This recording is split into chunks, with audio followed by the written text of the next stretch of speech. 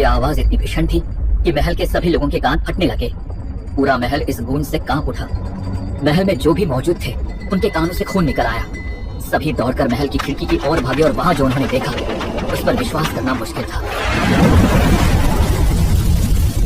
अपनी वर्षा करने वाले तो विशालकाय ड्रैगन! वे दोनों पूरे नवांगन राज्य को भस्म करने पर उतारू थे। उनकी स्तर संख्या 100 थी। अगर महासाम्राज्य को छोड़ दिया जाए तो बाकी सभी राज्य मिलाकर भी इन्हें पराजित नहीं कर सकते थे। कोई कुछ समझ पाता तभी एक और धमाके के साथ राज्य के शस्त्रागार की इमारत आग की लपटों के हवाले हो गई। सभी ने उस तरफ देखा जहां से आग का गोला आया था। महाराज ने आदेश दिया, सैनिकों मुकाबला करो। लेकिन वो जानते थे कि उनकी सेना ड्रैगन का मुकाबला नहीं कर सकती। ठीक वैसा ही हुआ। सैनिकों ने तुरंत तोप के गोले ड्रैगन की तरफ दागने शुरू किए। लेकिन ड्रैगन इतनी तेजी से उड़ रहा था कि वो गोले पहुंचने से पहले ही आंखों से ओझल हो गया। तभी सामने से एक दूसरा ड्रैगन आता सभी को दिखाई दिया। वो सीधा महल की तरफ आ रहा था। महाराज ने आदेश दिया, अपनी बहनों को लेकर भागो क्षितिज। लेकिन क्षितिज मैदान छोड़कर जाने वालों में से नहीं था। उसने सामने रखा भाला उठाया और ड्रैगन की तरफ फेंक दिया। कुर्ती से ड्रैगन हटा, लेकिन उसने तुरंत अपने मुंह से एक आग का गोला निकाला जो महल की तरफ पिछले हिस्से पर लगा।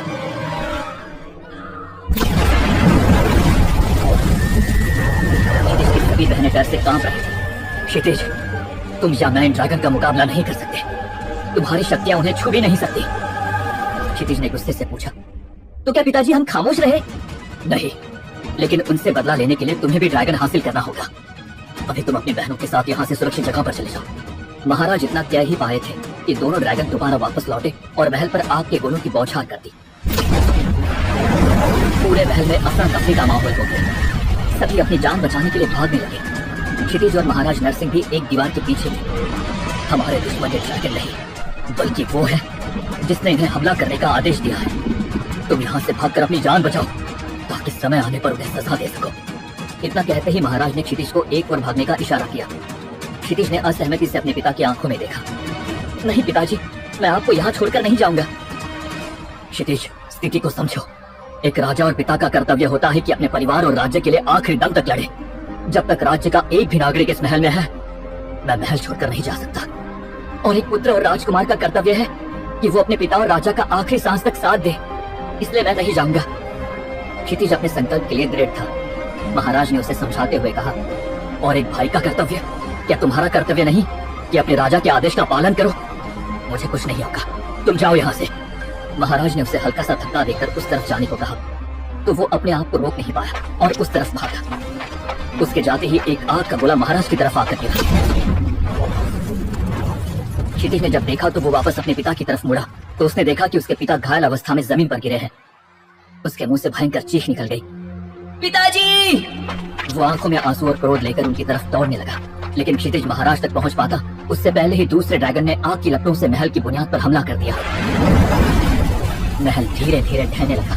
क्षितिज ने किसी तरह से अपने आप को संभाला और अपनी तलवार से उड़ते हुए ड्रैगन की तरफ कूदा, लेकिन उसका वार खाली गया और वो जमीन पर आकर गिरा। ड्रैगन ने जब क्षितिज को वार करते देखा तो वो वापस पलटा। क्षितिज ने देखा कि उसके पिताजी महल के एक हिस्से के साथ नीचे गिर रहे हैं। पिताजी! उसकी आंखों में आंसू थे। उसे यकीन नहीं था उसके पिता उसे छोड़कर जा रहे हैं। उसी समय ड्रैगन ने आग की लपटों से क्षितिज के ऊपर वार कर दिया। क्षितिज फुर्ती से हटा, लेकिन तभी महल का एक बड़ा सा टुकड़ा उसके ऊपर गिर गया। क्षितिज उसके नीचे दब गया। उसने उठने की पूरी कोशिश की लेकिन वो नाकाम रहा। तभी उसने देखा कि ड्रैगन उसी की तरफ उड़ता हुआ आ रहा है। क्षितिज ने पूरी जान लगाकर अपने ऊपर गिरे पत्थर को उठाने की कोशिश की, लेकिन अब उसके शरीर में शक्ति नहीं बची थी। तभी उसे एक ड्रैगन उसकी तरफ आता दिखाई दिया। क्षितिज ने उठने की कोशिश की लेकिन उसकी शक्ति शून्य हो गई थी। क्षितिज की आंखें धीरे धीरे बंद होने लगी। ड्रैगन को अपनी ओर आते हुए देखते देखते उसकी आंखें कब पूरी तरह से बंद हो गई उसे पता ही नहीं चला। एक छोटे से राज्य का एक ऐसा राजकुमार जिससे सबको थी ब्रह्मांड का सबसे महान योद्धा बनने की उम्मीद। शत्रुओं ने ऐसा क्या किया कि अचानक उसकी सारी शक्तियां हो गई शून्य। क्या क्षितिज पुनः बन पाएगा ब्रह्मांड योद्धा? क्या क्षितिज ले पाएगा अपने दुश्मनों से बदला? क्षितिज अपनी साधना से बाहर आया। वैसे तो वो और भी देर तक साधना करना चाहता था, लेकिन उसके महल के बाहर, जिसे क्षितिज महल भी कहा जाता था, वहाँ बहुत शोर हो रहा था।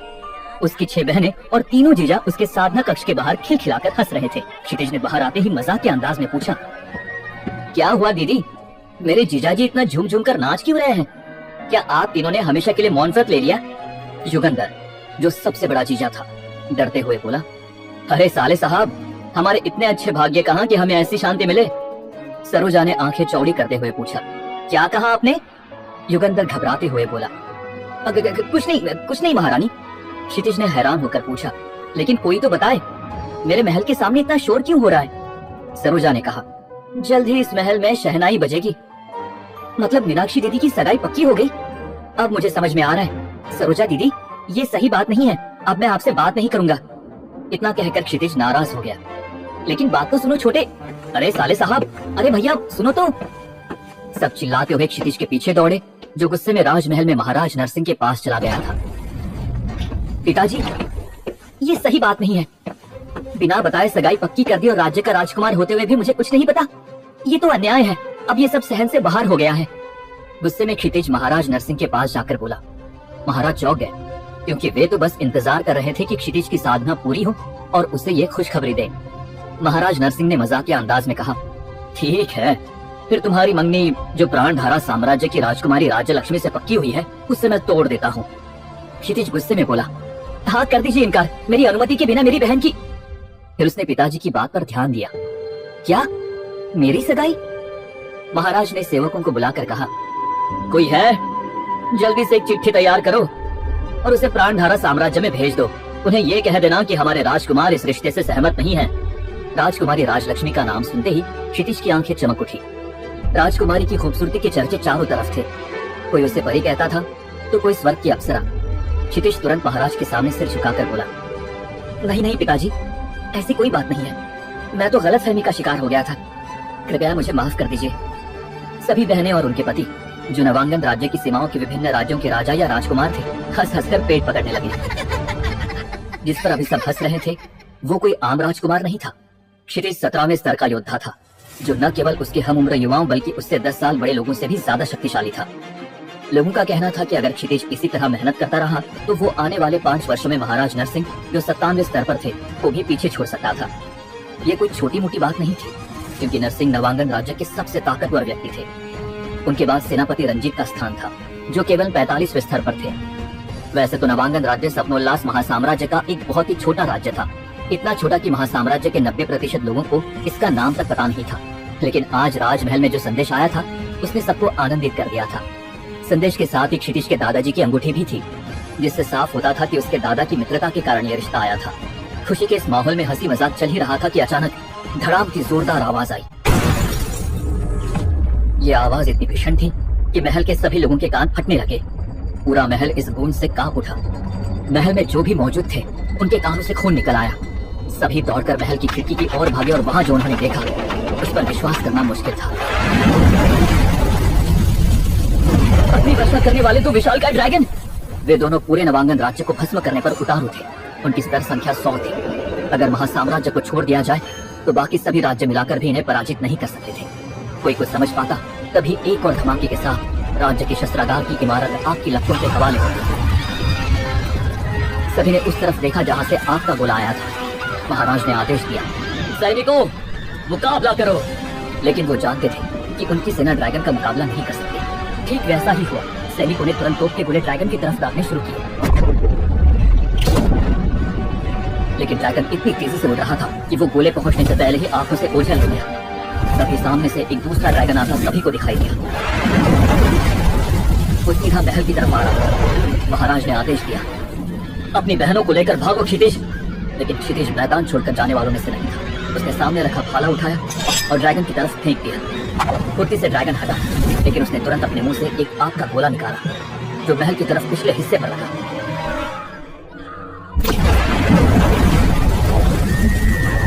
इसकी सभी बहनें डर से कांप रही थी। क्षितिज, तुम या मैं ड्रैगन का मुकाबला नहीं कर सकते।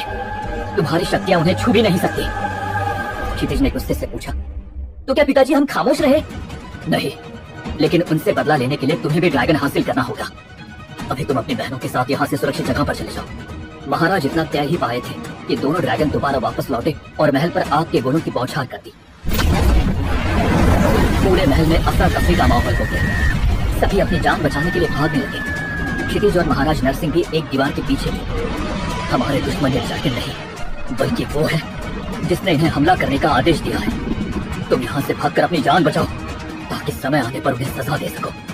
इतना कहते ही महाराज ने क्षितिज को एक ओर भागने का इशारा किया। क्षितिज ने असहमति से अपने पिता की आंखों में देखा। नहीं पिताजी, मैं आपको यहाँ छोड़कर नहीं जाऊंगा। क्षितिज, स्थिति को समझो। एक राजा और पिता का कर्तव्य होता है कि अपने परिवार और राज्य के लिए आखिरी दम तक लड़े। जब तक राज्य का एक भी नागरिक इस महल में है, मैं महल छोड़कर नहीं जा सकता। और एक पुत्र और राजकुमार का कर्तव्य है कि वो अपने पिता और राजा का आखिरी सांस तक साथ दे, इसलिए मैं नहीं जाऊंगा। क्षितिज अपने संकल्प के लिए दृढ़ था। महाराज ने उसे समझाते हुए कहा, और एक भाई का कर्तव्य, क्या तुम्हारा कर्तव्य नहीं कि अपने राजा के आदेश का पालन करो? मुझे कुछ नहीं होगा, तुम जाओ यहाँ से। महाराज ने उसे हल्का सा धक्का देकर उस तरफ जाने को कहा, तो वो अपने आप को रोक नहीं पाया और उस तरफ भागा। उसके जाते ही एक आग का गोला महाराज की तरफ आकर गिरा। क्षितिज ने जब देखा तो वो वापस अपने पिता की तरफ मुड़ा तो उसने देखा कि उसके पिता घायल अवस्था में जमीन पर गिरे हैं। उसके मुंह से भयंकर चीख निकल गई, पिताजी! वो आंखों में आंसू और क्रोध लेकर उनकी तरफ दौड़ने लगा, लेकिन क्षितिज महाराज तक पहुंच पाता उससे पहले ही दूसरे ड्रैगन ने आग की लपटों से महल की बुनियाद पर हमला कर दिया। महल धीरे धीरे ढहने लगा। क्षितिज ने किसी तरह से अपने आप को संभाला और अपनी तलवार से उड़ते हुए ड्रैगन की तरफ कूदा, लेकिन उसका वार खाली गया और वो जमीन पर आकर गिरा। ड्रैगन ने जब क्षितिज को वार करते देखा तो वो वापस पलटा। क्षितिज ने देखा कि उसके पिताजी महल के एक हिस्से के साथ नीचे गिर रहे हैं। पिताजी! उसकी आंखों में आंसू थे। उसे यकीन नहीं था उसके पिता उसे छोड़कर जा रहे हैं। उसी समय ड्रैगन ने आग की लपटों से क्षितिज के ऊपर वार कर दिया। क्षितिज फुर्ती से हटा, लेकिन तभी महल का एक बड़ा सा टुकड़ा उसके ऊपर गिर गया। क्षितिज उसके नीचे दब गया। उसने उठने की पूरी कोशिश की, लेकिन वो नाकाम रहा। तभी उसने देखा कि ड्रैगन उसी की तरफ उड़ता हुआ आ रहा है। क्षितिज ने पूरी जान लगाकर अपने ऊपर गिरे पत्थर को उठाने की कोशिश की, लेकिन अब उसके शरीर में शक्ति नहीं बची थी। तभी उसे एक ड्रैगन उसकी तरफ आता दिखाई दिया। क्षितिज ने उठने की कोशिश की, लेकिन उसकी शक्ति शून्य हो गई थी। क्षितिज की आंखें धीरे धीरे बंद होने लगी। ड्रैगन को अपनी ओर आते हुए देखते देखते उसकी आंखें कब पूरी तरह से बंद हो गई उसे पता ही नहीं चला। उसे लगा मानो वो धीरे धीरे एक अंधेरी खाई में गिर रहा हो। उसे अपना शरीर हल्का होता हुआ प्रतीत हुआ। वो अपने रगों में बहते हुए खून को महसूस कर सकता था। उसे अपने दिल की धड़कन महसूस हो रही थी, जिसकी रफ्तार धीरे धीरे कम हो रही थी। तभी अचानक उसके शरीर को एक जबरदस्त झटका लगा, मानो किसी बाहरी शक्ति ने उसके शरीर में प्रवेश किया हो। उसे अपना रक्तचाप बढ़ता हुआ महसूस हो रहा था। दिल की धड़कन भी धीरे धीरे बढ़ रही थी। उसका मस्तिष्क भी अब समझ नहीं पा रहा था कि उसके साथ क्या हो रहा है। अचानक 1 साल बाद उसकी आंखें खुली तो उसने सामने खड़ी अपनी बहन अमृता को देखा। दीदी, हम कहाँ हैं? और हमारा परिवार? क्षितिज को आंखें खोलकर बोलते हुए देखना मानो अमृता के लिए कोई सपना हो। उसके चेहरे पर हल्की सी मुस्कान तैर गई। उसने क्षितिज के चेहरे पर प्यार से हाथ फेरा। क्षितिज ने अपना सवाल दोहराया, दीदी हम कहाँ हैं? और हमारा परिवार? हम महावन राज्य के जंगल में हैं। तुम 1 साल से कोमा में थे और हमारा परिवार और राज्य तबाह हो गया। कुछ नहीं बचा क्षितिज, कुछ नहीं बचा। इतना कहते कहते उसकी आंखों से आंसू निकल गए। क्षितिज की आंखें गुस्से से लाल हो गई। लेकिन वो ड्रैगन कहाँ से आए थे? क्षितिज ने अपनी कमजोर आवाज में पूछा। उसकी आंखों में अब क्रोध की चिंगारियां जलने लगी थी। अमृता ने अपने होंठ काटते हुए कहा, नहीं पता। क्षितिज ने अपनी मुट्ठियां भींचते हुए पूछा, किसने भेजा था उन्हें? अमृता ने मायूसी से जवाब दिया। उसकी आंखों में भी वही आग दिख रही थी जो उसके भाई की आंखों में भी थी। मालूम नहीं। क्षितिज अचानक चिल्लाते हुए बोला, फिर क्या मालूम है आपको? उसकी आवाज से गुड़िया की दीवारें कांप उठी। वो दर्द से करहाते हुए अपना सर पकड़कर बैठ गया। उसके घावों से फिर से खून बहने लगा। पिताजी, कहाँ हो आप? उसके मुंह से एक दर्दनाक चीख निकली, जिससे जंगल के पक्षी भी चौंक कर उड़ गए। मत रुक क्षितिज, अमृता ने उसे अपनी बाहों में भरते हुए कहा। दोनों भाई बहन एक दूसरे से गले लगकर रो रहे थे। क्षितिज के आंसू अमृता के वस्त्रों को भिगो रहे थे। किसने भेजे थे ड्रैगन? कैसे ड्रैगन के हमले से बच गए थे क्षितिज और अमृता? अब जो हो गया वो हो गया। तुम बीती बातों को टाल नहीं सकते। अमृता के स्वर में एक बड़ी बहन की कठोर ममता थी। क्षितिज के आंसू अमृता के वस्त्रों को भिगो रहे थे, लेकिन धीरे धीरे उसके शरीर में एक अजीब ऊर्जा दौड़ने लगी। अचानक वो अमृता की बाहों से अलग हुआ। उसके चेहरे पर एक भयानक दृढ़ संकल्प का भाव था। मैं हमारे परिवार को इस तरह खत्म करने वाले को नहीं छोड़ूंगा, क्षितिज ने ऐसी भयानक आवाज में कहा जिसे सुनकर अमृता भी सिहर गई। उसकी आवाज में अब वो राजकुमार वाली शक्ति वापस आ गई थी। इसके लिए मुझे मेरे प्राणों की आहुति देनी पड़ी तो भी मैं हिचकूंगा नहीं। मैं अपनी आखिरी सांसों तक लड़ता रहूंगा। जैसे जैसे वो बोलता गया, उसकी आवाज और भी शक्तिशाली होती गई। मेरी मासूम सी बहनों का बदला मैं जरूर लूंगा। उसने अपनी आंखों में ऐसे अंगारे लिए कहा जिससे पूरा जंगल हिल गया।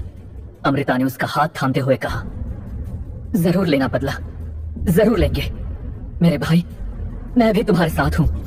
उसकी आंखों में भी वही आग थी जो क्षितिज की आंखों में थी। उनकी आंखों की प्रतिज्ञा ने जैसे पूरे जंगल को रोशन कर दिया था। क्षितिज ऐसे ही अमृता की गोद में रोते रोते बदला लेने के सपने देखते हुए सो गया। उसके चेहरे पर अभी भी आंसुओं की चमक थी, लेकिन उसके होठों पर एक विचित्र संकल्प की मुद्रा थी। सुबह सुबह जंगल से उठती जानवरों और पक्षियों की आवाजों से क्षितिज की नींद टूट गई। वो आंखें मलते हुए उठा तो उसने देखा कि वो अपनी खटिया पर अकेला था। अमृता कहीं दिखाई नहीं दे रही थी। वो लंगड़ाते लंगड़ाते कुटिया से बाहर आया। हर कदम पर दर्द की लहर उसके शरीर में दौड़ जाती थी। तभी अमृता उसके लिए अपने हाथों में एक मरा हुआ खरगोश लिए आती दिखाई दी। उसके बाल बिखरे हुए थे, चेहरे पर मिट्टी के धब्बे थे, लेकिन आंखों में वही दृढ़ता थी। लो इसको पकाओ और खा जाओ। क्षितिज के सामने खरगोश को फेंकते हुए अमृता बोली। उसकी आवाज में अब राज से ठाठ नहीं, जीवित रहने की कठोर वास्तविकता थी। क्षितिज ने हैरानी से कहा, लेकिन दीदी, मुझे कहाँ खाना पकाना आता है? मैंने अभी तक खाना बनाना छोड़ो अपने महल में रसोई घर देखा भी नहीं है। उसकी आवाज में एक राजकुमार की असहायता महसूस हो रही थी, जो अब एक साधारण मनुष्य की तरह जीने के लिए मजबूर था। अमृता ने कठोर स्वर में कहा, देख छोटे, उसकी आंखों में अब एक नए जीवन की शिक्षा थी। अब तुम हमारे नवांगन राज्य के महल में नहीं हो कि तुम्हें दासियां खाना पकाकर खिलाएंगी। अब तुम्हें सब कुछ खुद के हाथों से करना सीखना होगा। उसकी आवाज में अब कोई रियायत नहीं थी। पिछले 1 साल में मैंने भी सब कुछ ऐसे ही सीखा है, शिकार करना, फल चुनना और अपनी और तुम्हारी चोटों के लिए जड़ी बूटी ढूंढकर इलाज करना। लेकिन अमृता दी, क्षितिज ने निराशा से कहा, मैं तो सिर्फ शक्तियों का अभ्यास करता रहा हूं और अभी तो मुझे और जोरों से तैयारी करनी है और कड़ी मेहनत के साथ हमारे दुश्मन को हराना है। उसकी आंखों में फिर से प्रतिशोध की ज्वाला जल उठी।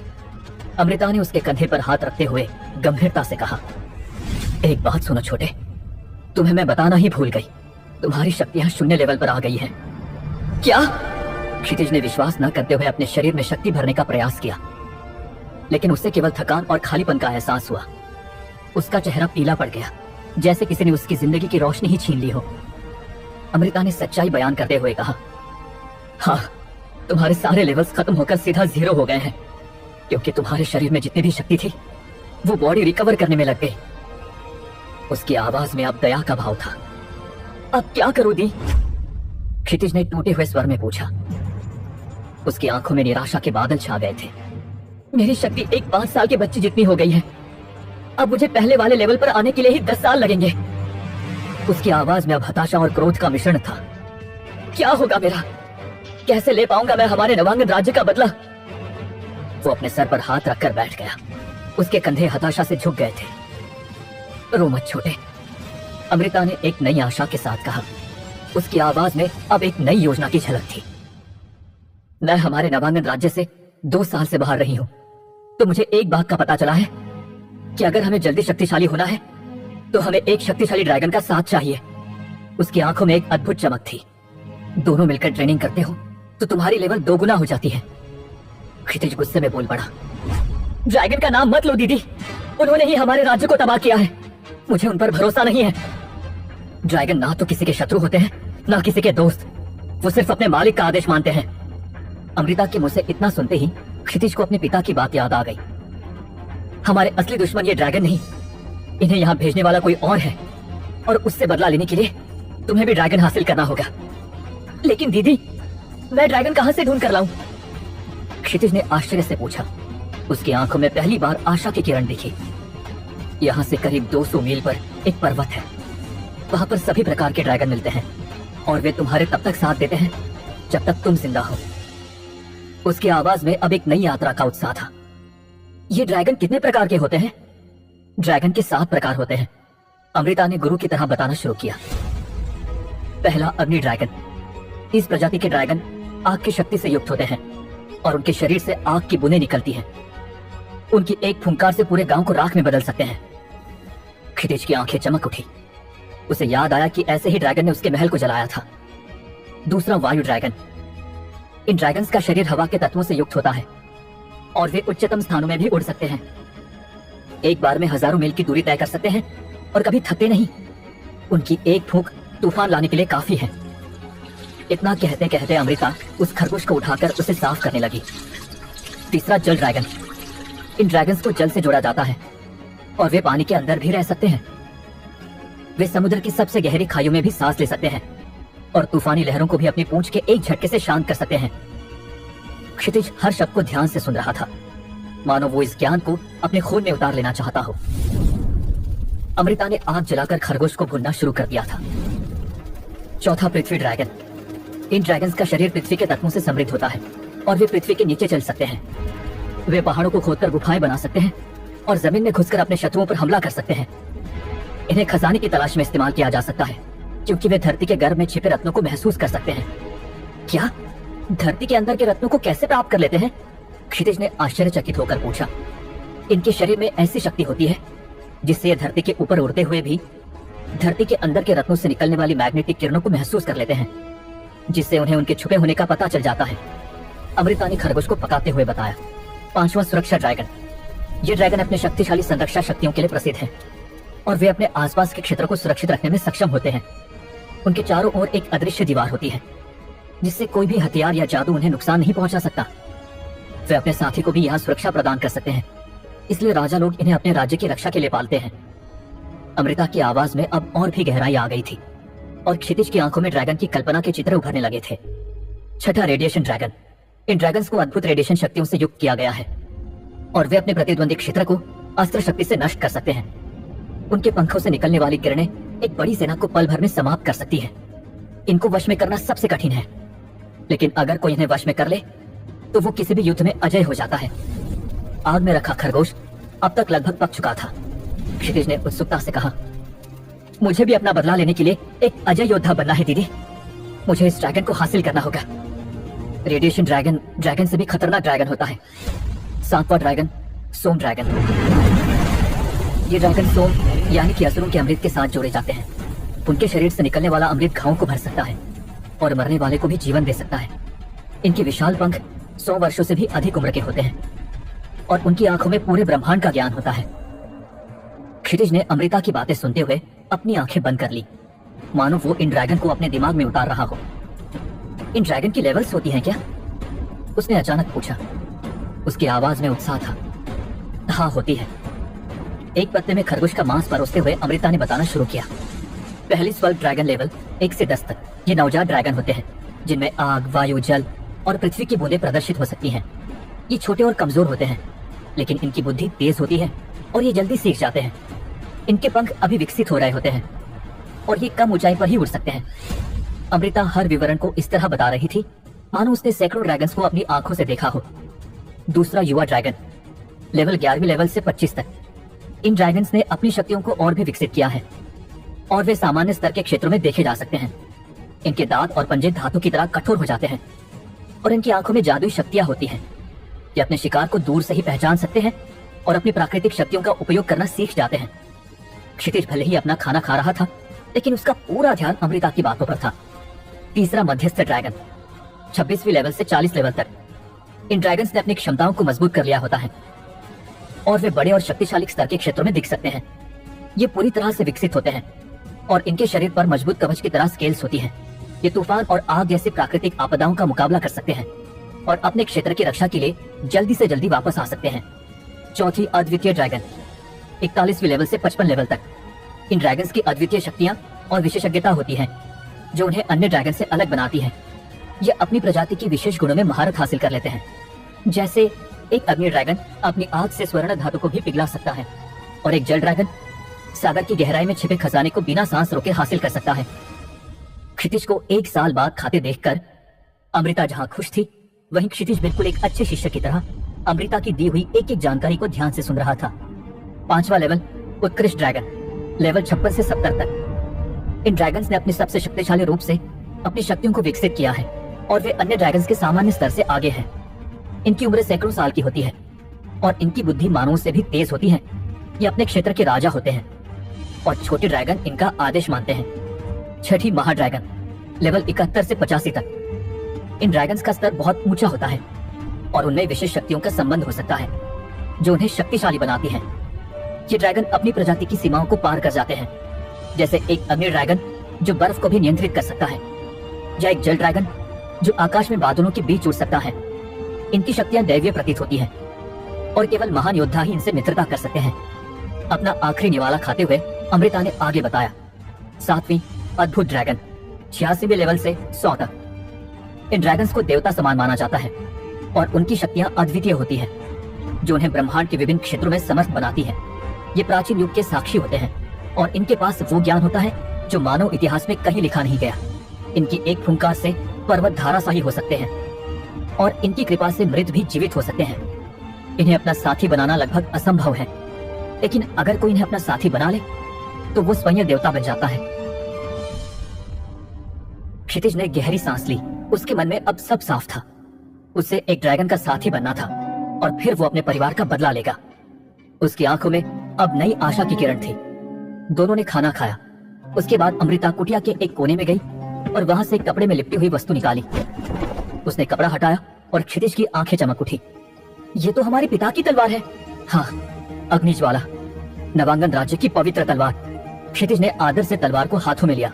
इसका वजन उसे अच्छी तरह याद था। उसने इसे हवा में घुमाया और उसे लगा जैसे तलवार भी उसे पहचान गई हो। पिताजी, पिताजी, उसने धीमे स्वर में कहा। उसकी आंखों में आंसू थे। मैं आपका बदला जरूर लूंगा। अमृता ने एक लंबी सांस ली। अब हमें चलना चाहिए, उसने कहा। सूरज अभी ऊपर है, हम कुछ मील का सफर तय कर सकते हैं। क्या अमृता और क्षितिज को मिलेगा ड्रैगन? क्या मुसीबतें आएंगी उनके रास्ते में?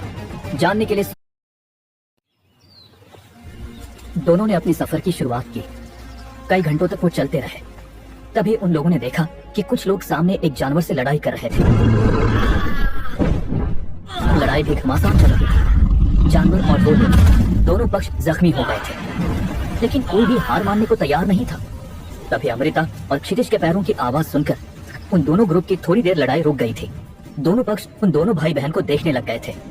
उन्हें ऐसे देखने से अमृता ने कहा, अरे आप लोग क्यों रुक गए? आप चलने दो, हमें तो आगे बढ़ना है। हम लोग तो प्रैक्टिस कर रहे थे।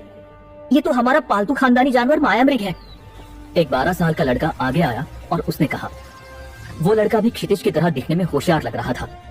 क्षितिज और उसकी उम्र में 6 साल का अंतर था, लेकिन जब क्षितिज उसकी उम्र का था तब वो भी ऐसा खुशमिजाज लड़का था। लेकिन पिछले 1 साल ने उसको एक समझदार इंसान बना दिया था, क्योंकि उसके साथ घटना ही ऐसी हुई थी।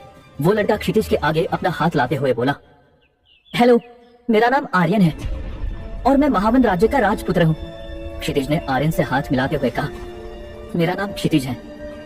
आर्यन ने कहा, हम लोग यूं ही टाइम पास और थोड़ा प्रशिक्षण करते हुए चले जा रहे थे। वैसे आप लोग चलेंगे हमारे साथ? क्षितिज ने पूछा। वैसे आप लोग कहाँ जा रहे हैं? हम लोग जा रहे हैं ड्रैगन को पालतू बनाने। हम भी वहीं जा रहे थे। वाह, फिर तो मजा आएगा। चलो फिर चलते हैं। अमृता को भी आर्यन मस्त मौला लगा। उसने क्षितिज को भी गर्दन हिलाकर हाँ कर दी। जैसे ही वो लोग साथ में चलने लगे, तब मायामृग, जो जानवर अभी तक लड़ाई कर रहा था, वो एक कुत्ते जैसा छोटा सा प्राणी बन गया था। ये देखकर क्षितिज को आश्चर्य हुआ और वो घूरते हुए मायामृग को देखने लगा। आर्यन ने पूछा, अरे इतना क्यों घूर रहे हो मेरे प्यारे मायामृग को?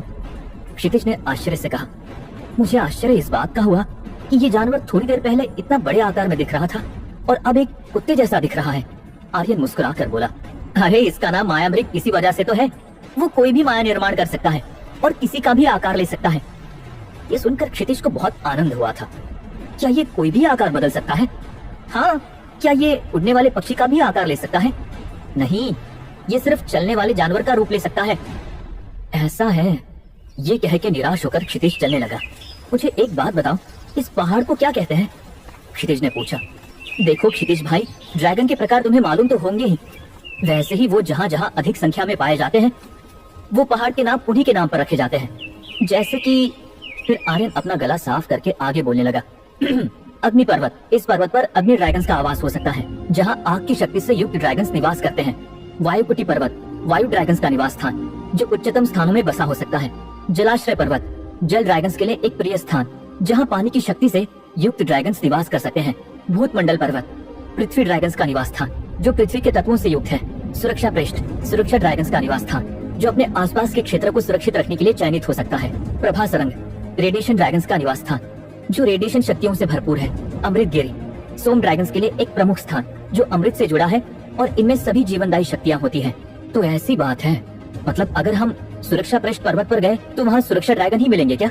नहीं नहीं, ऐसी बात नहीं है। हाँ, ज्यादा संख्या उनकी ही होंगी, लेकिन दूसरे भी ड्रैगन मिल सकते हैं, आर्यन ने बड़े विश्वास से कहा। क्षितिज ने पूछा, वो छोड़ो, हम कौन सी श्रेणी वाले पर्वत पर जा रहे हैं? हम लोग अग्नि पर्वत पर जा रहे हैं, जहाँ पर अग्नि ड्रैगन मिलने की ज्यादा संभावना है।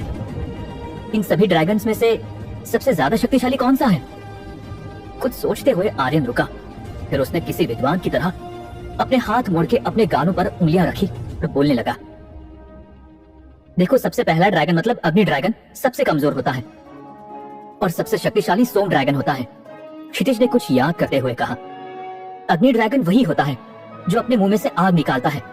अरे भाई, वो आग निकालता है, इसी वजह से उसे अग्नि ड्रैगन बोलते हैं, आर्यन ने मुस्कुराते हुए कहा और सभी लोग हंसने लगे। अमृता भी उनमें शामिल हो गई। थोड़ा सा शर्म महसूस करके क्षितिज भी चुप हो गया। फिर वो सोचने लगा, मतलब हमारे नवांगन राज्य पर अग्नि ड्रैगन का हमला हुआ था, सबसे कमजोर ड्रैगन होकर भी इतना शक्तिशाली होता है। फिर सोचने जैसी बात है, अगर मुझे सोम ड्रैगन मिल जाए तो मैं पूरे सपनोल्लास महासाम्राज्य में अपराजित हो जाऊंगा। छोटे, किस सोच में पड़ गए? अमृता ने क्षितिज के बालों के ऊपर हाथ घुमाते हुए पूछा। कुछ नहीं दीदी, सपनों में से बाहर आते हुए क्षितिज ने कहा। मुझे पता है तुम क्या सोच रहे हो। चलो बताओ दीदी, मैं क्या सोच रहा हूँ? आंख मिचकाते हुए क्षितिज ने पूछा। अरे मेरे भाई, तुम अभी भी छोटे के छोटे ही रहोगे। तुम्हारे चेहरे पर तुम्हारे मन में क्या चल रहा है वो साफ साफ दिख जाता है। कुछ भी मत बोलो दीदी, अब तो लगी शर्त। जो आपने मेरे मन के विचारों को सच सच बता दिया तो आप जो बोलेंगी वो मैं मानूंगा। अपनी आंखें सिकोड़ते हुए क्षितिज की तरफ देखते हुए अमृता ने कहा। देखो छोटे, बाद में मुकर मत जाना। हाँ दीदी, मंजूर। ठीक, फिर मैं बताती हूँ। तुम ऐसा सोच रहे हो कि हमारे नवांगन राज्य में ड्रैगन का हमला हुआ था, तो वो ड्रैगन अग्नि ड्रैगन थे, और अगर अग्नि ड्रैगन सबसे कमजोर ड्रैगन इतना शक्तिशाली हो सकता है तो सोम ड्रैगन कितना शक्तिशाली होगा? और अगर सोम ड्रैगन मुझे वो मिल जाए तो मैं सपनोल्लास महासाम्राज्य में अपराजित हो जाऊंगा। अमृता उसकी तरफ शरारत भरी नजरों से देखने लगी। अब बताओ, मैं सच बोली ना? हाँ दीदी, मैं मान गया कि मेरे चेहरे पर मेरे मन की बातें दिखती हैं। अमृता बोली। बस हार मानना काफी नहीं, शर्त के हिसाब से मेरी बात भी माननी होगी। हाँ ठीक है, बोलिए, क्या आदेश है? अभी तक मैंने कुछ सोचा नहीं, लेकिन अब चुप रहो। इतना कहकर अमृता चुप हो गई और क्षितिज भी चुप हो गया। उन दोनों भाई बहन का प्यार और बंधन देखकर बाकी लोगों को अच्छा लगा और सभी उनकी तरफ देखते हुए सोचने लगे कि काश हमारी भी ऐसी प्यारी बहन होती। तभी आर्यन ने पूछा, आपका नाम क्या है दीदी? क्यों, क्या करोगी मेरा नाम जान के? अमृता ने आंखें सिकोड़ कर पूछा। वैसा नहीं दीदी, क्षितिज तो अभी मेरा भाई हो चुका है, अब आप तो मेरी बहन बिना बोले ही हो गई। बीच में टोकते हुए क्षितिज ने पूछा। अरे आर्यन, मुझे कब भाई बनाया? आज से क्या आप मुझे भाई नहीं मानते? थोड़ा सा नाराज होकर आर्यन ने क्षितिज की तरफ देखते हुए पूछा। क्षितिज ने परेशान होकर कहा, हाँ हाँ मेरे भाई, मत निकालो अपने मगरमच्छ के आंसू, मान लिया तुम्हें मेरा भाई। आर्यन ने अपनी आंखों में खुशी के आंसू लेकर क्षितिज को अपने गले से लगा लिया। चलो फिर, मुझे भी अपनी बड़ी दीदी बनाकर ही छोड़ोगे? अपना हाथ आगे लाते हुए अमृता बोली। मेरा नाम अमृता है। मेरी एक ही कामना थी कि मुझे छोटी हो या बड़ी हो, लेकिन बहन चाहिए थी, और मेरी मनोकामना पूरी हो गई। आज से मेरा वादा रहा कि मैं तुम लोगों को कभी भी मुसीबत में पड़ने नहीं दूंगा। आर्यन की बात सुनकर क्षितिज बोला। अरे बाप रे बाप, बस मेरे भाई, अब रुलाओगे क्या पगले? ऐसे ही वो लोग सफर करने लगे। सूरज सर पर आया तब सब लोग खाना खाने के लिए एक बड़े पेड़ के नीचे रुक गए, क्योंकि उन लोगों को 10 दिन का सफर तय करना था। उन लोगों को हड़बड़ाहट में नहीं जाना था, धीरे धीरे आराम करके ही जाना था। सब लोग खाना खा रहे थे, तभी क्षितिज की नजर पास के पेड़ पर पड़ी, जहाँ पर लाल रंग का एक फल लगा हुआ था और वो काफी खूबसूरत लग रहा था। उसने अमृता को पूछा, दीदी मैं उस फल को तोड़ लूं? नहीं क्षितिज, ये जंगल है, यहाँ पर सभी चीजें भयानक है, और किसी चीज को बिना मालूम के हाथ मत लगाओ। लेकिन क्षितिज नहीं माना और वो चल पड़ा उस फल को तोड़ने। वो उस पेड़ के पास पहुंचा। क्षितिज के शरीर की शक्ति शून्य होने के कारण वो पेड़ पर चढ़ने में भी असमर्थ हो रहा था। थोड़ा ऊपर चढ़ने के बाद वो नीचे फिसलने लगा, लेकिन तभी आर्यन ने उसे नीचे से धक्का दिया। देख क्या रहे हो, हमारी मदद। फिसलने लगा, लेकिन तभी आर्यन ने उसे नीचे से धक्का दिया। देख क्या रहे हो, हमारी मदद करो। आर्यन चिल्लाया तो कुछ और सैनिक वहां पहुंचकर क्षितिज को धक्का देने लगे, जिससे वो पेड़ पर चढ़ गया। लेकिन उसे नहीं पता था कि ये कोई साधारण फल नहीं है, बल्कि एक चमत्कारी फल है जिसे खाने से आपकी शक्ति बढ़ जाती है। उसने उस फल को तोड़ने के लिए अपना हाथ फल की तरफ बढ़ा दिया। क्षितिज ये भी नहीं जानता था कि ऐसे फलों की रक्षा करने के लिए कोई ना कोई हमेशा वहां होता है। इन फलों को प्राप्त करना कोई बच्चों का खेल नहीं था।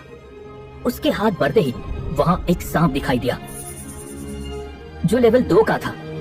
सांप को देखकर क्षितिज के हाथ पैर फूल गए। सांप आगे आकर क्षितिज को डसने ही वाला था कि मायामृग क्षितिज का चेहरा देखकर समझ गया कि कोई खतरा है। उसने तुरंत एक बड़े सांप का आकार धारण किया और अपनी फुंकार से ही उस सांप को भगा दिया। सांप इतनी स्पीड में भागा कि उसने पीछे पलट करके भी नहीं देखा कि पीछे कोई आ रहा है या नहीं। वाह रे मेरे मायामृग, शाबाश। आर्यन ने मायामृग के पेट पर हाथ मारते हुए कहा। उस लेवल 1 के फल को तोड़कर मायामृग को देते हुए क्षितिज ने कहा, सही में मायामृग, तुमने आज मेरे ऊपर एक एहसान किया है, तो ये फल तुम्हारा हुआ। लेकिन उसके फल की तरफ मायामृग ने देखा भी नहीं। आर्यन ने मायामृग की तरफ गुस्से से देखते हुए कहा, अरे भाई, ये बहुत चूजी है। इसको लेवल 10 के नीचे का कभी कुछ भी पसंद नहीं आता। जैसे कि वो बोलना चाहता था कि जानवर के बच्चे तुम अभी खा के तुरंत थूक भी देते तो तेरा क्या जाता। क्षितिज का मन तो रख लेता।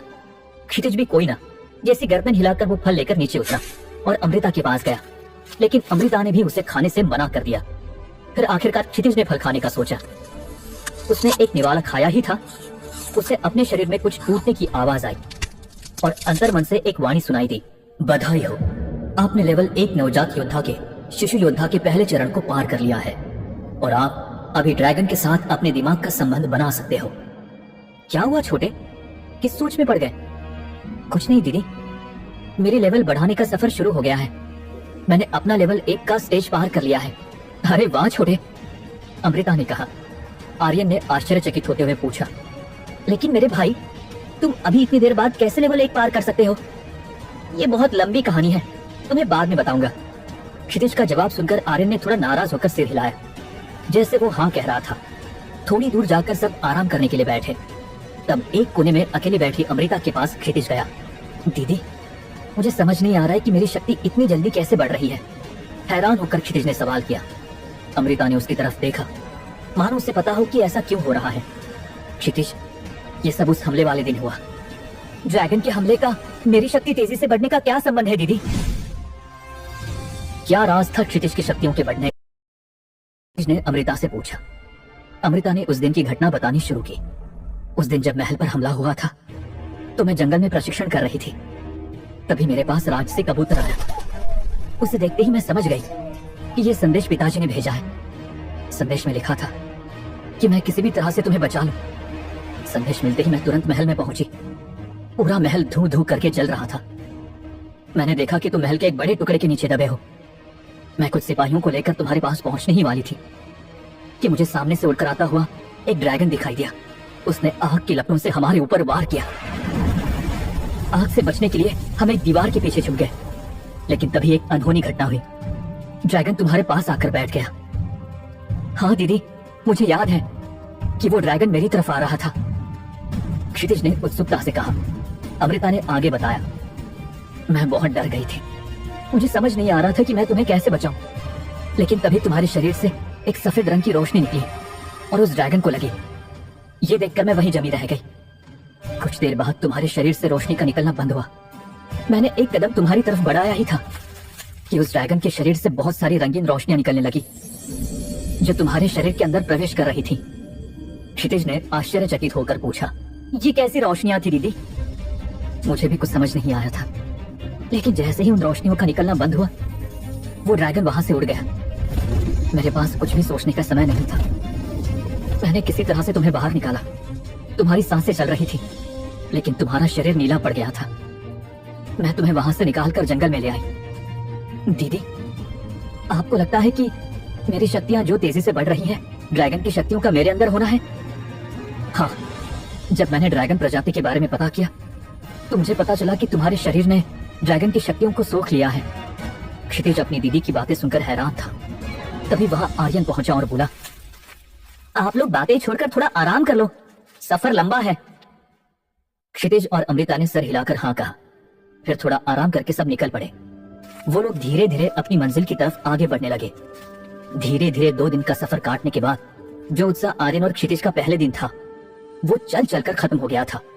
फिर माया मृग के ऊपर बैठकर दोनों आपस में गप्पे लड़ाते हुए सफर काटने लगे। चौथे दिन सब खाना खा रहे थे। तब क्षितिज ने डरते हुए अपना बचा हुआ जंगली फल अपनी जेब से निकाला। वो उस फल की तरफ ऐसे देख रहा था मानो वो कोई बम हो। उसकी ये हरकतें देखकर अमृता खुद को हंसने से रोक नहीं सकी। उसकी हंसी को देखते ही क्षितिज ने चिढ़ते हुए कहा, दीदी मेरे ऊपर हंसना बंद करो। आर्यन ने उसकी फिरकी लेते हुए पूछा, हाँ तुम फल को देखकर ऐसे क्यों डर रहे हो, जैसे कोई बम हो बड़े भाई। हाँ हाँ भाई, तुम लोगों को जो कहना है वो कह लो, लेकिन मुझे डर लगता है कि कुछ हो ना जाए। ठीक है, खा लो आराम से, अमृता ने जवाब दिया। फिर धीरे धीरे क्षितिज ने फल को अपने मुंह में डाला और दांतों से काटकर उसे धीरे धीरे चबाने लगा। उसने डरते डरते आधा फल खा लिया। तब जाकर उसके शरीर में कुछ हरकतें महसूस होने लगी और कुछ टूटने की आवाजें आई। फिर उसके अंतर्मन से एक आवाज आई, बधाई हो, आपने लेवल 2 नवजात योद्धा के शिशु योद्धा के दूसरे चरण को पार कर लिया है और आप ड्रैगन के साथ अपने दिमाग का संबंध गहरी तरह बना सकते हो। जैसे ही क्षितिज को अपने अंतर्मन में आवाज सुनाई दी, वैसे ही उसके चेहरे पर खुशी झलकने लगी। उसके चेहरे की खुशी देखकर अमृता और आर्यन को समझ आ गया था कि क्षितिज की लेवल बढ़ गई है। वाह मेरे भाई, मुझे ये देखकर आश्चर्य हो रहा है कि तुम्हारी लेवल बढ़ने की स्पीड बहुत ही ज्यादा बढ़ गई है, आर्यन बोला।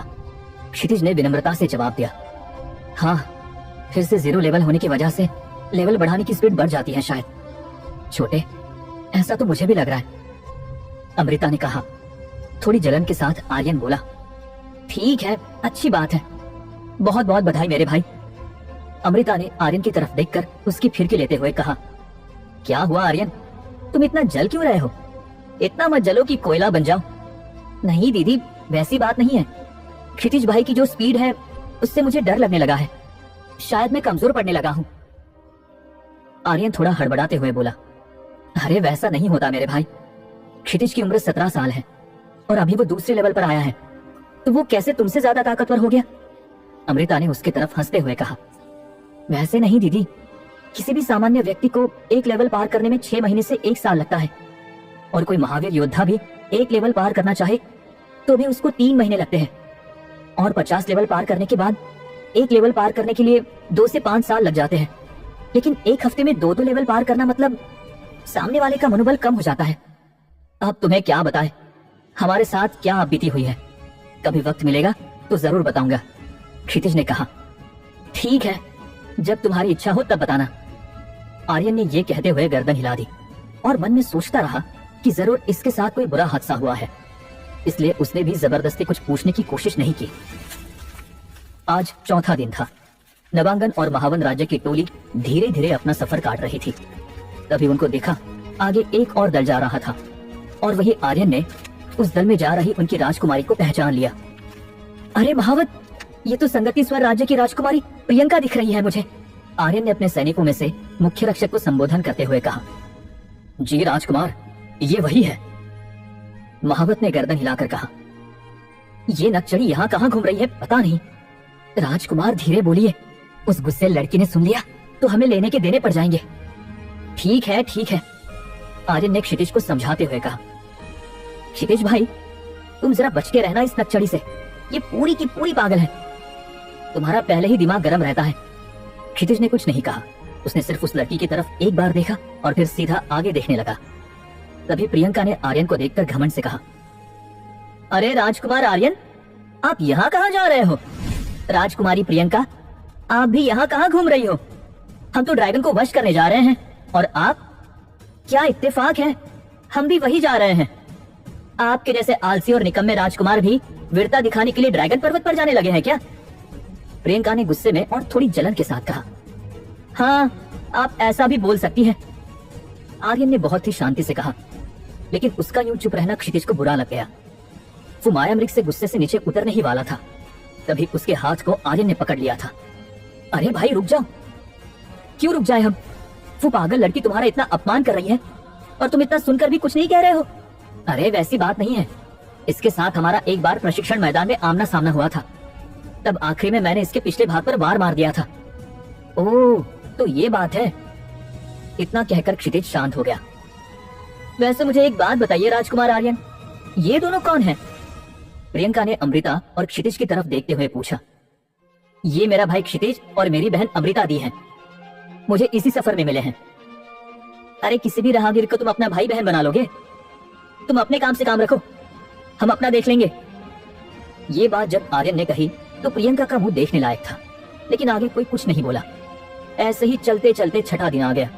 अभी तक क्षितिज ने बचा हुआ फल खाया नहीं था। उसने फिर छठे दिन खाना खाने के समय फल को हाथ में लिया और पिछली बार की तरह ही बम जैसा उसको देखकर घबराने लगा। उसकी ऐसी बचकानी हरकतें देखकर प्रियंका को गुस्सा आ गया था और उसने कहा, ये तो छोटे बच्चे जैसी हरकतें कर रहा है।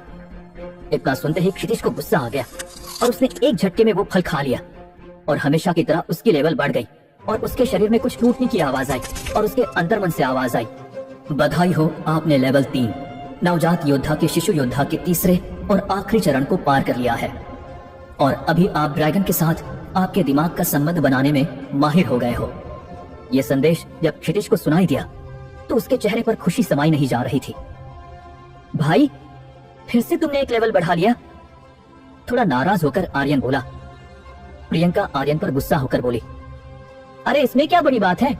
एक आलसी का भाई, दूसरा उससे बड़ा आलसी। मेरे हिसाब से 16 से 17 साल का होकर भी अभी तीसरी लेवल पार की है और दूसरा पागल उस पर जल रहा है। क्षितिज का गुस्सा फूट पड़ा।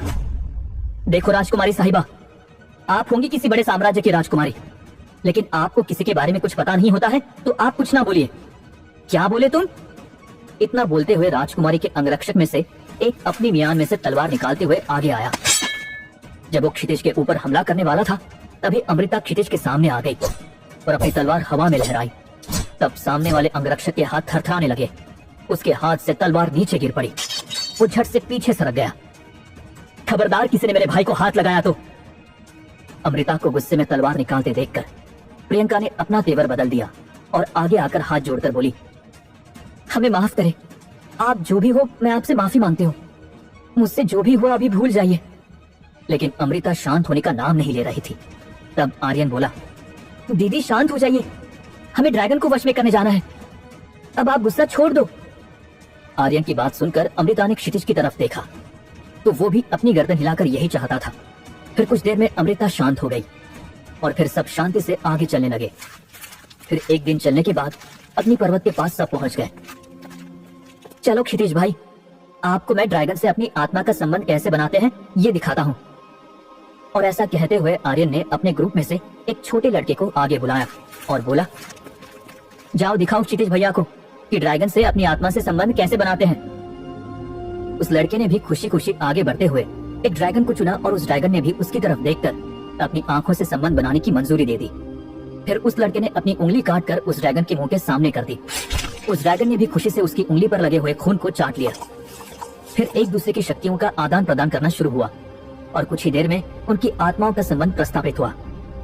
ये बचपना देखकर प्रियंका अपने दल वालों को लेकर दूसरी तरफ चली गई और उसकी तरफ किसी ने ध्यान भी नहीं दिया। चलो भाई, अब तुम्हारी बारी है, ऐसा बोलकर आर्यन ने क्षितिज की तरफ देखा।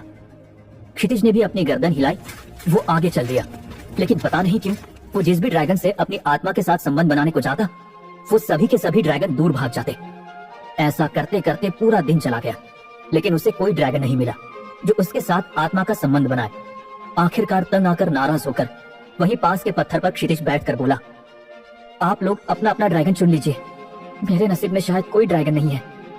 फिर बाकी सभी लोग जो महावन राज्य से आए थे वो चले गए, लेकिन अमृता ने अपनी जगह नहीं छोड़ी। क्षितिज उसे देखकर बोला, दीदी आप भी अपना ड्रैगन चुन लो। लेकिन छोटे, मैं तुम्हें छोड़कर कैसे जा सकती हूँ? कोई नहीं दीदी, मेरी परवाह आप मत करना, मैं यही पत्थर पर बैठा रहूंगा। ठीक है, फिर तुम यहाँ से नहीं हिलना। इतना बोलकर अमृता भी चली गई। सभी के चले जाने के बाद क्षितिज पत्थर पर बैठकर आजू बाजू वाली जगह पर देखने लगा। तभी एक मुर्गी के चूजे के जैसा एक सफेद रंग का ड्रैगन का बच्चा उसके पैरों के पास घूमने लगा। जब क्षितिज उसको उठाने के लिए झुका तो वो पत्थर के पीछे जाकर छुप गया। क्षितिज ऊपर उठकर अपनी जगह पर सही से बैठ गया तो वो फिर से उसके पैरों के पास खेलने आ गया और वो क्षितिज के पैरों में महल के हमले में जख्मी हुई जगह को चाटने लगा। पहले पहले तो क्षितिज को शरीर में ये ड्रैगन का चाटना अजीब महसूस हुआ, लेकिन बाद में उसे पता चला तो उसके पैरों का दर्द और उसकी सभी चोटें ठीक हो गई थी। क्षितिज को इतनी खुशी हुई कि वो उस ड्रैगन के बच्चे को उठाने के लिए आगे बढ़ा तो वो फिर से पत्थर की आड़ में छुप गया। लेकिन जब वो फिर से अपनी जगह पर बैठा तो ड्रैगन फिर से आया और उसके पैरों के साथ खेलने लग गया। ऐसा बहुत देर चलता रहा, लेकिन क्षितिज ड्रैगन को अपने हाथ से पकड़ नहीं पाया। फिर वो थक हार कर वहीं पत्थर पर ही लेट गया। उसकी आंख लग गई। आर्यन ने आकर उसे उठाया तो वो उठ गया। बाकी सब लोग आ गए थे। तभी पीछे से अमृता भी अपने हाथ में तेजोग्नि ड्रैगन लेकर चली आ रही थी। आर्यन ने कहा, वाह दीदी, आपको ये तेजोग्नि ड्रैगन मिला है, बधाई हो बधाई। दी, आपको बहुत बहुत बधाई हो तेजोग्नि ड्रैगन प्राप्त करने के लिए। क्षितिज ने अपने चेहरे पर खुशी लाते हुए कहा। अमृता को जो तेजोग्नि ड्रैगन मिलने की जो खुशी हुई थी वो अपने दिल में ही दबा रखी हुई थी, क्योंकि उसे दुख था कि क्षितिज को किसी भी ड्रैगन की स्वीकृति नहीं मिली थी। दीदी, मुझे इतनी खुशी हो रही है ना आपके तेजोग्नि ड्रैगन को देखकर कि क्या बोलूं। मेरे पिताजी 35वें लेवल पर हैं, जो महावन राज्य के राजा हैं। उनके पास भी आपके जैसा तेजोग्नि ड्रैगन है। ऐसे कहते ही वो खिलखिलाकर हंसने लगा।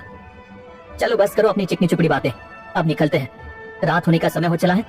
और छोटे, तुम निराश ना होना, हम अगले महीने तुम्हारे लिए ड्रैगन खोजने आएंगे। कुछ दूर चलने के बाद सभी लोगों ने रात वहीं पास ही गुजारने की सोची, लेकिन किसी को पता ही नहीं था एक बड़ी बात आज रात को होने वाली थी। सभी लोग थक गए थे तो चुपचाप सो गए, लेकिन क्षितिज की आंखों में नींद नहीं थी। बिना ड्रैगन के वो कैसे अपनी शक्तियों को बढ़ाएगा, कैसे अपने परिवार के कातिलों को ढूंढकर उनसे बदला लेगा, यही सब सवाल उसके दिमाग में चल रहे थे। क्या क्षितिज को मिलेंगे अपने सवालों के जवाब? जानने के लिए सुनते रहिए। आधी रात हो चुकी थी, सब सोए हुए थे, लेकिन क्षितिज की आंखों में नींद नहीं थी। वो उठकर सामने एक पेड़ के नीचे बैठ गया। तभी वहां अमृता भी पहुंच गई। क्या हुआ क्षितिज, सो क्यों नहीं रहे हो? कैसे सो जाऊं दी?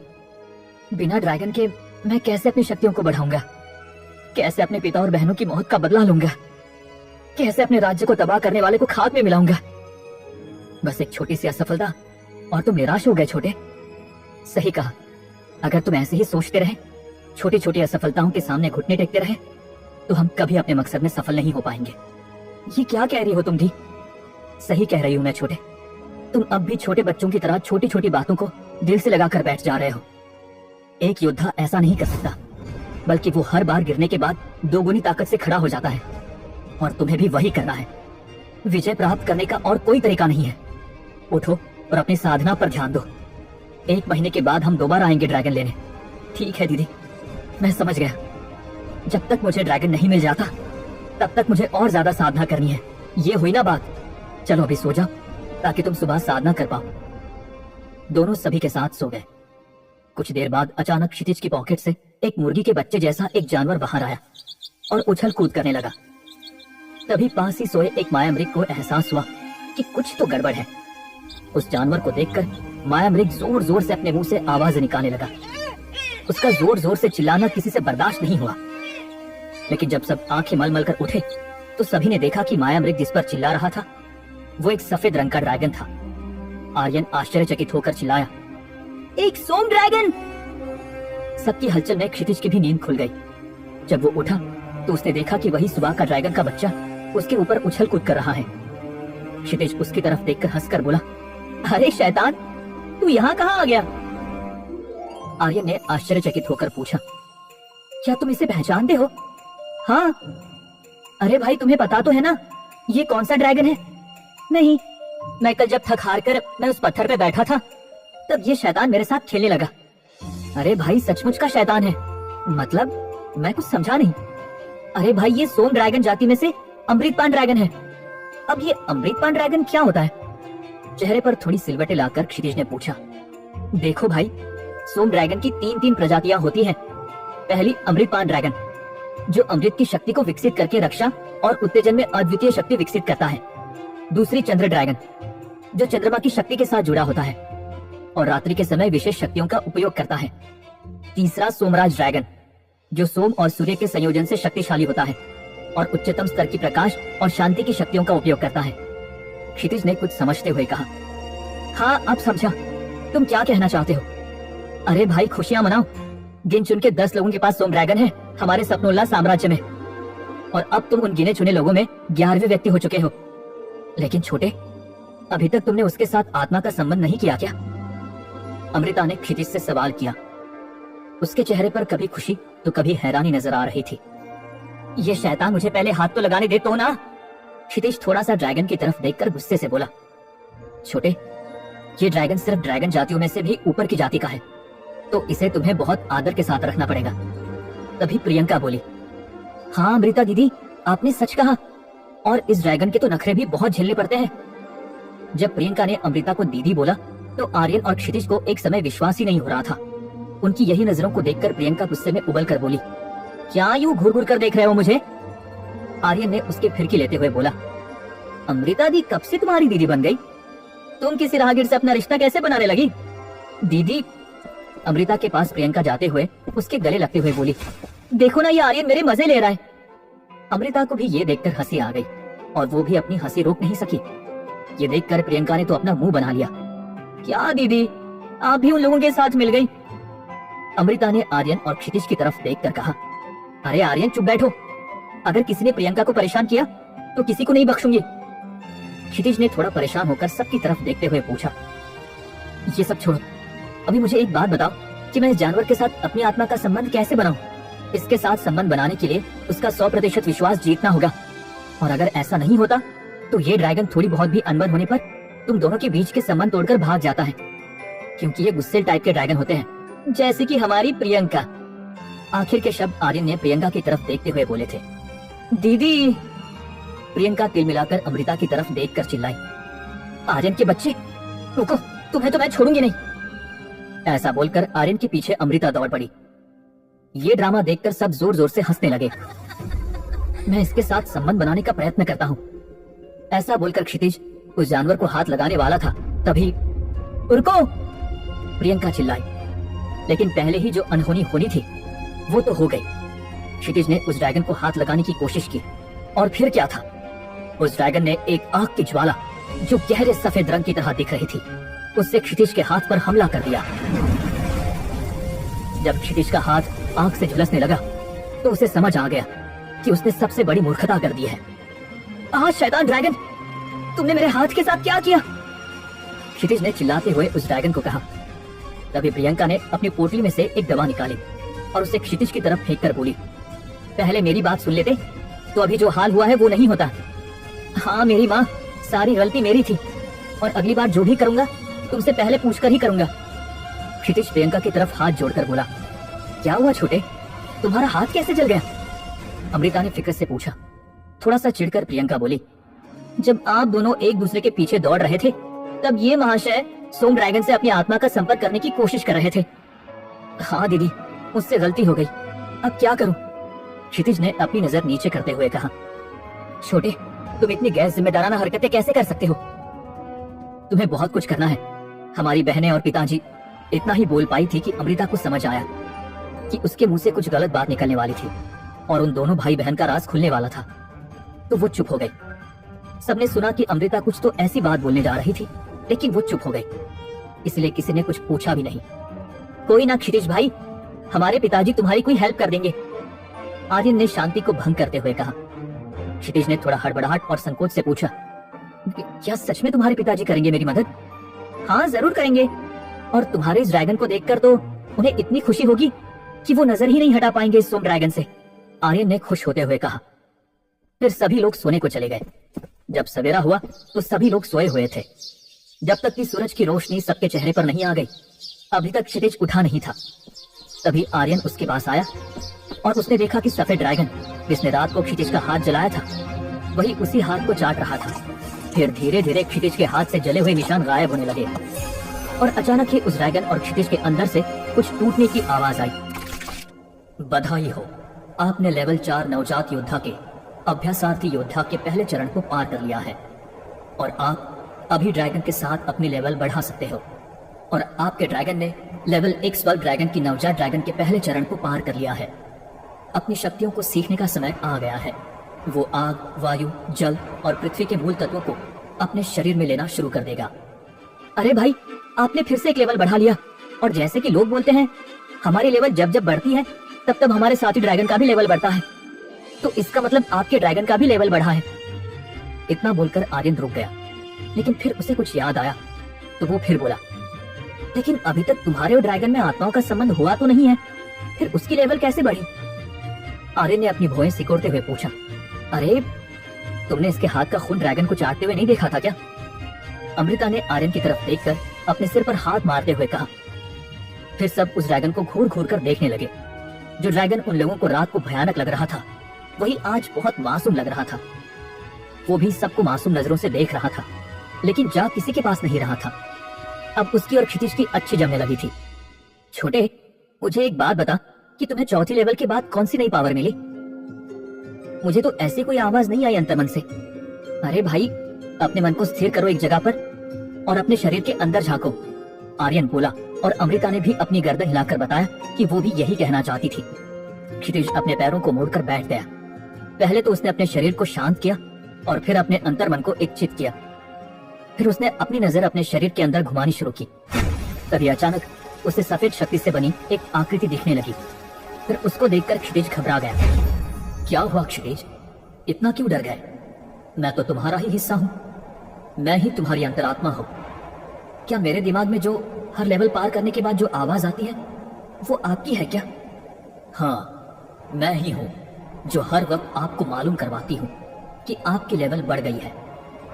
फिर मेरा सवाल ये था कि इस बार मेरी चौथी लेवल बढ़ती ही मुझे नई पावर मिली थी क्या? हाँ, मिली थी। फिर आपने मुझे क्यों नहीं बताया? मुझे आपसे मिलना था, पर क्यों?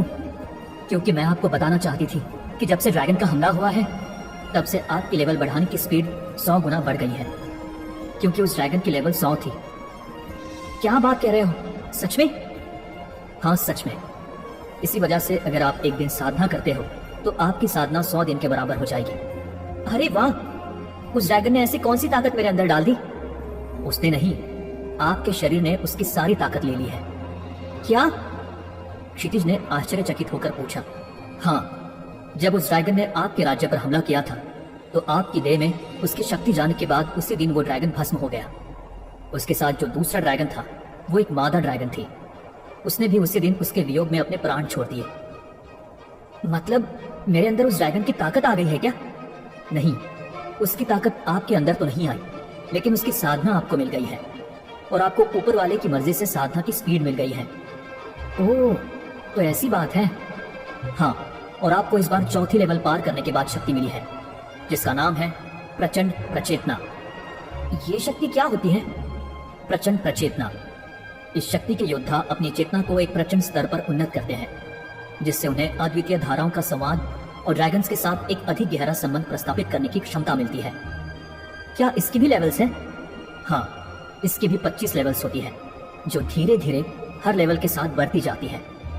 अभी मैं कौन सी लेवल पर पहुंचा हूँ? आप अभी प्रचंड प्रचेतना के पहले लेवल पर पहुंचे हो। इस लेवल में क्या होता है? साकार जागरूकता 1 से 5। इस स्तर पर योद्धा अपनी चेतना को साकार रूप से जागरूक करता है, जिससे उन्हें ड्रैगन्स की भाषा को समझने की क्षमता होती है। तो ऐसी बात है।